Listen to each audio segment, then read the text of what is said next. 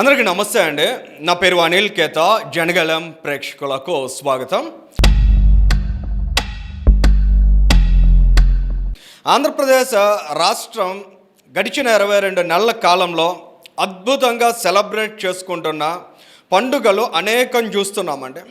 ఇవి మత విశ్వాసాలతో జరుపుకుంటున్న పండుగలు కాదు, ఆంధ్రప్రదేశ్ రాష్ట్రం అభివృద్ధి ఆకాంక్షలతో జరుపుతున్న పండుగలు.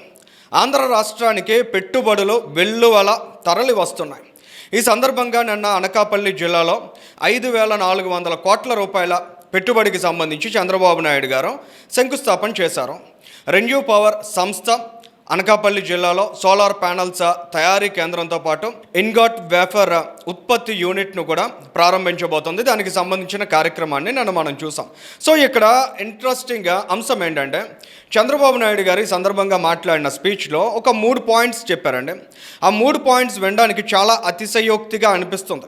ఎవరైతే విశ్వాసాన్ని నమ్మరో, ఎవరైతే అభివృద్ధి దిశగా పరుగు పెట్టడానికి సిద్ధంగా ఉండరో, ఎవరైతే సవాళ్లను స్వీకరించే సత్తా లేకుండా ఉంటారో వారందరికీ అది అతిశయోక్తిగానే అనిపిస్తుంది.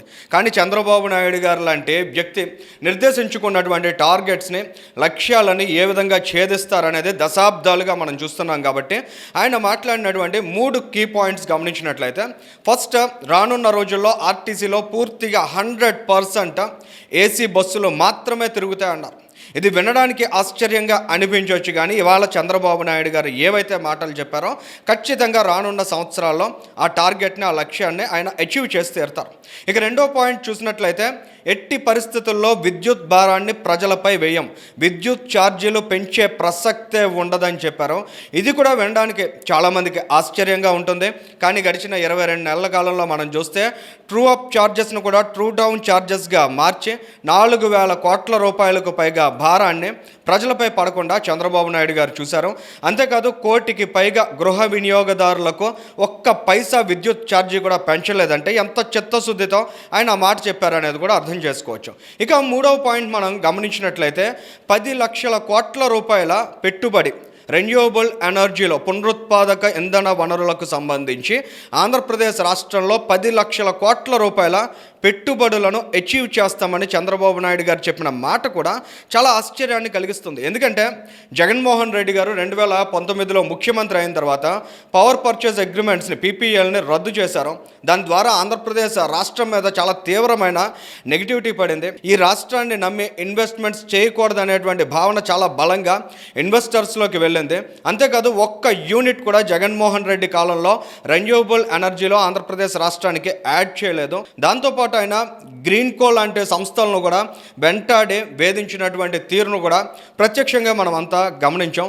సో ఇటువంటి పరిణామాల మధ్య 2024లో కూటమి ప్రభుత్వం ఏర్పాటైన తరువాత చంద్రబాబు నాయుడు గారిని నమ్మి మళ్ళీ తిరిగి ఆంధ్రప్రదేశ్ రాష్ట్రంలో పెద్ద ఎత్తున ఇన్వెస్ట్మెంట్స్ చేయడానికి ముందుకు వస్తూ ఉండడం, 500 గిగావాట్స్ లక్ష్యాన్ని మొత్తం ఇండియా వ్యాప్తంగా నిర్దేశించుకుంటే అందులో 160 గిగావాట్ల రెన్యూవబుల్ ఎనర్జీని ఆంధ్రప్రదేశ్ రాష్ట్రంలో ఉత్పత్తి చేసి తీరుతామనే ఆ దిశగా, ఆ డైరెక్షన్లో అడుగులు వేస్తున్నారు. 90 గిగావాట్స్ రెన్యూవబుల్ ఎనర్జీ శాంక్షన్ చేసినటువంటి సందర్భాన్ని కూడా మనం గమనించగలుగుతున్నాం. 10 లక్షల కోట్ల రూపాయల ఇన్వెస్ట్మెంట్ ఏదైతే అచీవ్ చేస్తామని చెప్పారో దాని ద్వారా 7.5 లక్షల మందికి ఉద్యోగ ఉపాధి అవకాశాలు లభించబోతున్నాయి.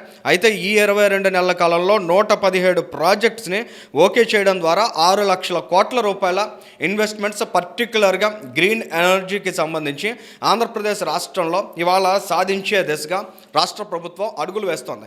ఇవన్నీ కూడా చాలా పాజిటివ్ అంశాలుగా భావించాలి. ఎందుకంటే సుదూరమైన లక్ష్యాలు కావు ఇవి.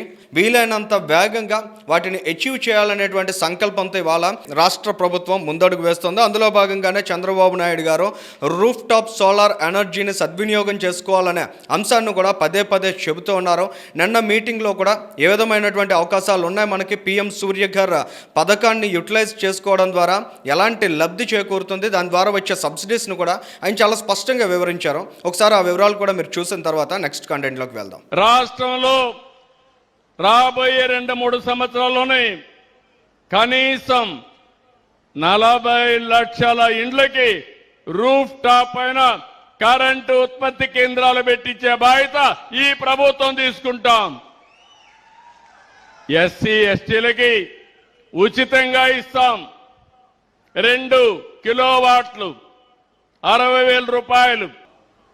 అదే మరి అందరికి కూడా 78,000 రూపాయల వరకు 3 కిలోవాట్ల వరకు ఉచితంగా ఇస్తాం.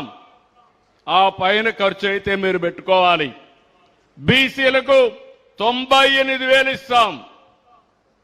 ఆ పైన అయితే అంటే అదనంగా ఒక 20,000 ఇస్తాం.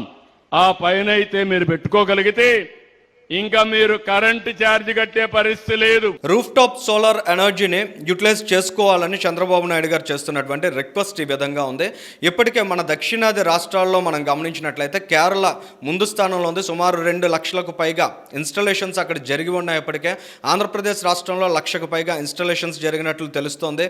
ఇక మిగిలిన రాష్ట్రాలు తమిళనాడు, తెలంగాణ వీళ్ళందరూ కూడా కేవలం వేల సంఖ్యలో ఇన్స్టాలేషన్స్కి మాత్రమే పరిమితమై ఉన్నారు. సో ఆంధ్రప్రదేశ్ రాష్ట్రం కూడా ఈ అవకాశాన్ని సద్వినియోగం చేసుకునే దిశగా ముందడుగు వేయాల్సిన అవసరం ఉంది. ఎందుకంటే రెన్యూవబుల్ ఎనర్జీ కోసం, గ్రీన్ ఎనర్జీ కోసం, సోలార్ ఎనర్జీ కోసం దక్షిణ భారతంలో ముందు నుంచి మాట్లాడుతున్నటువంటి ముఖ్యమంత్రి ఎవరంటే చంద్రబాబు నాయుడు గారు. 2014లో ఆయన ముఖ్యమంత్రి అయిన తర్వాత సోలార్ ఎనర్జీని ఏ విధంగా ఎంకరేజ్ చేయాలనే దాని మీద అనేక ఆలోచనలు ఆయన చేసి ఉన్నారు. ఆ దిశగా ఫలితాలను కూడా సాధించారు. 2019లో వచ్చినటువంటి అబ్స్ట్రక్షన్ తర్వాత ఈ రాష్ట్రం చాలా డ్యామేజ్ అయింది.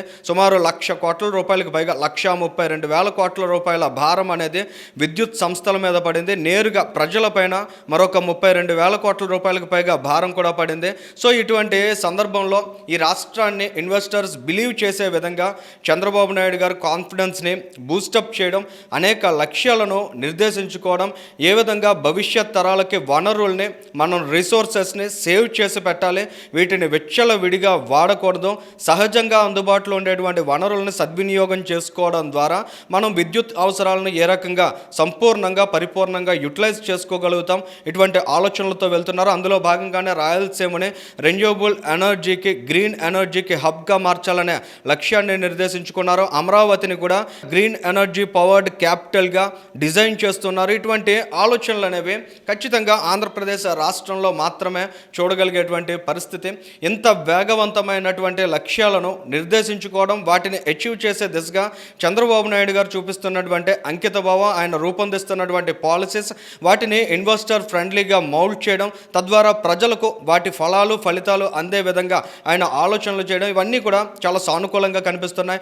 మన రాష్ట్రంలో 5,000కు పైగా ఎలక్ట్రిక్ ఛార్జింగ్ స్టేషన్స్ను కూడా ఏర్పాటు చేస్తామనేటువంటి మాట కూడా చెప్పారు. సో ఖచ్చితంగా చంద్రబాబు నాయుడు గారు నిన్నటి మీటింగ్లో ఏవైతే మాటలు చెప్పారో అవన్నీ రానున్న రోజుల్లో ఆంధ్రప్రదేశ్ రాష్ట్రానికి సంబంధించి గ్రీన్ ఎనర్జీ ఛాలెంజెస్ని స్వీకరించడంలో, ఆ టార్గెట్స్ని అచీవ్ చేయడంలో మన రాష్ట్రం ఎంతగా సన్నద్ధమై ఉంది, ఆ డైరెక్షన్లో ఏ విధంగా ఆంధ్రప్రదేశ్ రాష్ట్రం ముందంజలో నిలుస్తుంది అనే దానికి చాలా స్పష్టమైనటువంటి ఎగ్జాంపుల్గా నిలుస్తుంది. ఈ వీడియోకి సంబంధించి మీ అభిప్రాయాన్ని కూడా కామెంట్ చేయండి. Thank you.